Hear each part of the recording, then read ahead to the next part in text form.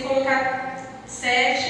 7, versículo 14 e 15, e diz assim: se o meu povo, que se chama pelo meu nome, se humilhar e orar, e buscar a minha face, e se converter dos meus caminhos,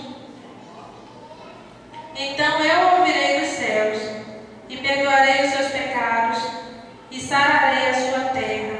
E o 15 diz assim: agora estão abertos os meus olhos, e atento os meus ouvidos à oração deste lugar. Amém? Amém. Deus, Ele é poderoso, tremendo. Cada palavra é assim, impactante, né? No nosso coração.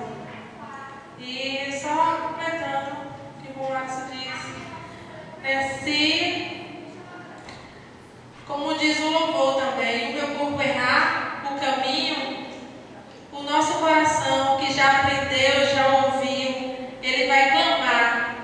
Aleluia. Porque o Espírito Santo, ele se entristece quando erramos, quando pecamos, quando saímos da sua presença.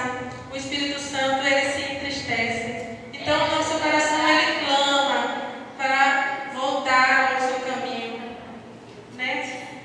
E o Senhor, com sua bondade e misericórdia, assim, ele se compadece.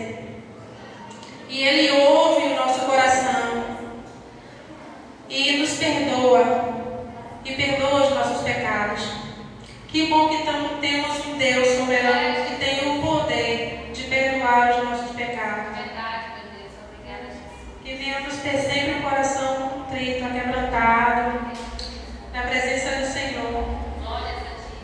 Que nos leve a esse caminho, como o Márcio falou. Que nos guie por esse caminho. Que nos ensine sempre qual a melhor